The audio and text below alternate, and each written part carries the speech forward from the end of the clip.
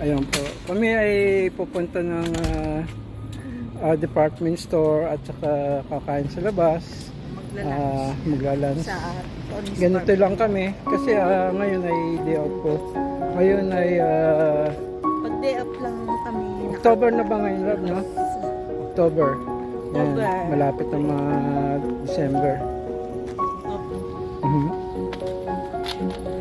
Buksan ko ma. Isa pa. Yan. Dito kami nakatira. Ayan, yung apartment na yan. Yan, diyan kami nakatira.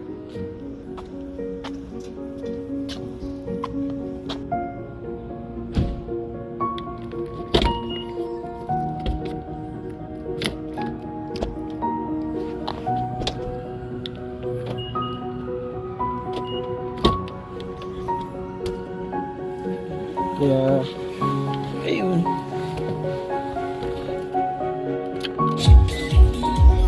So, punta muna kami ng bangko.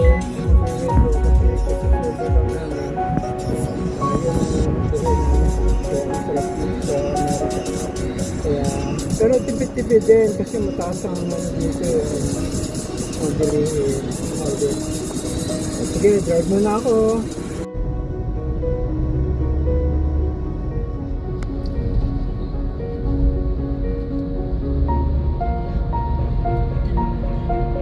Walang traffic. Malaki ang freeway, malaki ang highway. Ayan, pumunta kami dito. Itong restaurant na to, ang may-ari ay Pilipino. Kaya yung mga luto dito, mga Pilipino rin.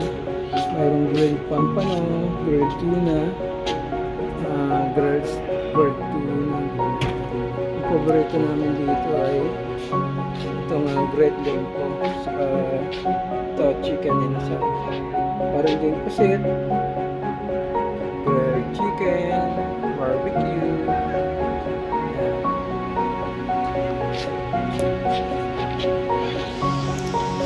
Order ako ng chicken inasal, dalawang order, at saka isang barbecue, dalawang diet pork and ham. Ito umabot siya ng $38. Bro, nasa ano na rin yun. Baka nasa 1,500 na lang pagka nasa Pilipinas kami. Kaya syempre mahal din dito, mahal din sa Pilipinas. Pero dito napakadaling bumili ng pagkain. Kasi dito, kung dalawang basis mo, medyo mura.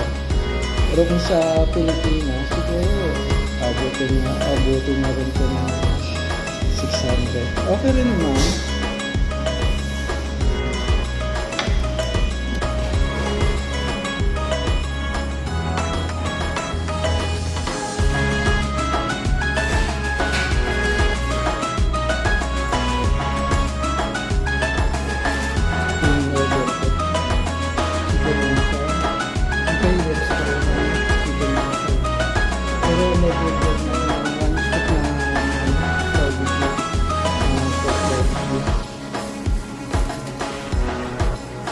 Masarap dito yung chicken inasal nila kasi parang kuha nila yung lasa